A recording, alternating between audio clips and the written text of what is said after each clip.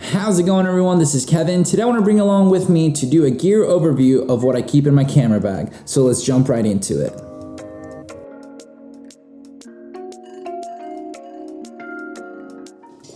So I'm using the Sunny 16, the Voyager kind of bag. So yeah, this is the bag that I've been using for the past year now, maybe, give or take. My other bag that had gotten gifted to me was basically a gift from my wife, so I needed something with more space because in case I needed more gear to bring, that's what I wanted to have, a little bit more room for that. So currently this bag is on sale for $159 on their website, so if you want to get this bag, it's a pretty good bag. I haven't had any problems with it so far. The cool thing is it's like kind of waxy for weatherproof, kind of for rigorous weather kind of protection, if you will. I've enjoyed it. I've taken it out when it's been raining and I haven't had any problems yet, so it kind of works. So obviously it's not sponsored or anything like that. I just genuinely liked the camera bag when I saw the color of it, so I wanted to get it. The good thing about the size of this camera is that it fits my laptop if I want to bring it. It also fits all my lenses and camera gear that I want to bring along with me, and literally it's just very spacious and everything like that. It has like a power bank that you can also connect to, so if you want to have to basically connect your cell phone or whatever to charge from the outside, you have that option as well. So it's pretty cool and beneficial when it comes down to that. But that's pretty much it. It's just kind of standard camera bag, not that really important, so you choose whatever fits best for your gear needs. So we're going to move on to the gear.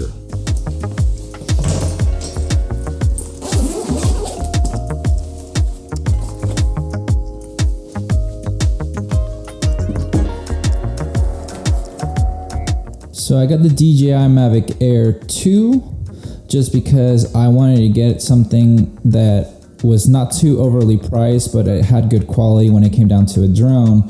I got the Fly More combo so that I could get the batteries, and then also with every little kind of extra that they gave me with the ND filters and everything like that, so that I can have everything that I need to for my first drone ever. Very good, very easy to use, and have loved it since I got it. So highly recommend this drone if you're wanting to get into drone. I know that DJI Mavic Mini 2 came out, which I've heard wonderful things about it too, so that would be a good option as well, but this is the one that I chose with to go.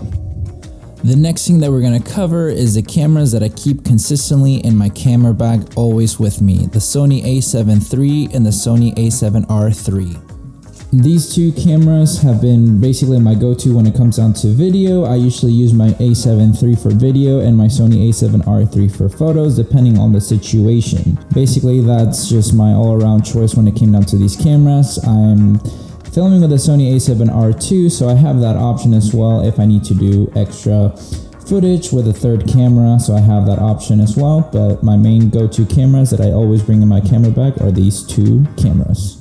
My lenses. So I currently have my 35 Sigma 1.4, I have my Sony 85mm 1.8, and my Tamron 7180 2.8. I also have my Tamron 20mm 2.8 that I use for videoing, which I'm currently using for filming this. But my main go-tos are the 20mm 35 and the 70-180. I usually kind of dabble between the 85mm lens and the 70-180 to see which one I bring with me when it comes down to a shoot. It all depends. If I want to get more portraits with a little bit more different focal length, I'll just bring the 70-180. But if I know that I'm not going to need too much of a different range, I'll just bring the 85 because I want to condense as much as I can to not bring as many options that it just makes me overthink things and just kind of go straight to the point when it comes down to shooting. So I use the Rode Video Micro. It's a small but potent microphone. That's what she said. And it sounds great as well, so it's a very great and versatile to bring with me when I need to use for vlogging. I use the Uurig to set up for like a mirror so I can see myself in there when I'm just trying to vlog myself, and I can make sure that I'm in the frame and everything that I need to be for exposure and whatnot as well. Lastly, we got the little pouch there that I use for my filters, and also I have a little cleaning kit and my little notebook so that I can write all my ideas down, and a little bit of a nice little blower, if you will. Basically with this little pouch, I have all my filters in it, whether it's my polarizers, my diffusion filters, ND filters. That's what I got. Hi Lola. Anyways, I got my little cleaning kit right here, so if I need to kind of clean my lenses or anything like that, I can do that on the go when I'm out. This is the other cleaning supply that I use to make sure there's nothing in my lenses or my camera sensor to clean it up. And then my idea notebook, so in case I want to write out or kind of plan out anything while I'm out on the shoot, I can write it down and I don't have to have my phone out, because if I'm with clients, it just looks a little bit more professional using a notebook to me than being on my phone, and then they're like, oh, he's on his phone, versus actually working on what we're working on. Things that I really use on the daily when I'm vlogging is this setup right here. Right here, my little Gorilla Pod that I use is a 3K. I probably should have gone the 5K, because I mean my mirrorless camera is a little bit heavier, but it works for what I needed to, so it's not that big of a deal.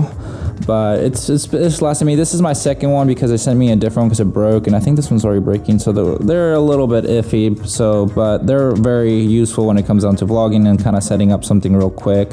They're not the most sturdy out there, but it does all right of a job. So yeah, that's every gear that I have and that I currently own and use on the daily. You don't need to have all this gear, but it does make life a lot easier when you have better gear. I mean, not always will gear matter, because, well, no matter how good you have a gear and you don't know how to use it, it doesn't matter whatsoever. But having good gear and great quality of gear does make life easier when you know how to use it to get a better story, a better product, and everything like that for clients or for yourself when it comes down to videography and photography. That's the main reason why I have all this gear that I have, is because I know that I can use it and make myself basically more worthy when it comes down to working with clients or working for myself and making these videos as well. The main reason why I have my drone is basically because I want to have that kind of footage that I can get from above, that I couldn't do that by myself, obviously. And also when it comes down to real estate photography, you can take photos from above, add a little bit of extra for the client that you can charge more and make more money off of it.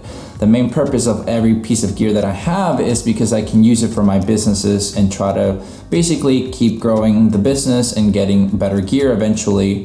It took me a while to acquire all this gear, so don't be afraid that you have to go and spend all this money right away, but build yourself up. I started with a Sony a6000, and then eventually I gradually got my Sony a7 III, then my a7R2, and then the R3 to get to where I have all this gear now. Obviously, it's a purpose of why I got each gear, with my Sony a7 III being a great hybrid shooter of a camera because it has great video capabilities, and photos is pretty much really great as well. The a7R3, I can use it for video if I need to, because I'll do sometimes client work where I need to have 3 cameras, so I use my Sony a7R2, the R3, and my a7 III to have different angles and also focal lengths to add more character to the video in one go, versus having to do it each individually.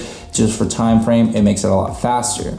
Same thing with my lenses. I have these lenses because they're more versatile in what I need them to do. My 20mm is great for video because I can use it for the vlogging. The wide shot if I need to have something very wide. My 35mm is great for kind of like a up close middle ground. 85 the same way, that up close kind of portrait style of video and photo. And my 70-180 is just gives me that extra room for kind of pushing in if I need to with the zoom capabilities of it. Every lens has a purpose in my opinion, so that's why I got this focal length, because it works for me. Eventually I might upgrade to a couple different types of lenses, but for the budget, these were the ones that work great for me for what I can get out of them. So that's basically what I want you to kind of, see that this gear is used in the appropriate manner that I see fit for myself. So I want to give you a little rundown of what you could have in your camera bag, or see what other people have. That's what I like to see with those kind of videos, is to see what are they carrying that I could also add to my arsenal. Oh, you know what, I didn't have, let's say, this cleaning kit, so I went and got one because I know that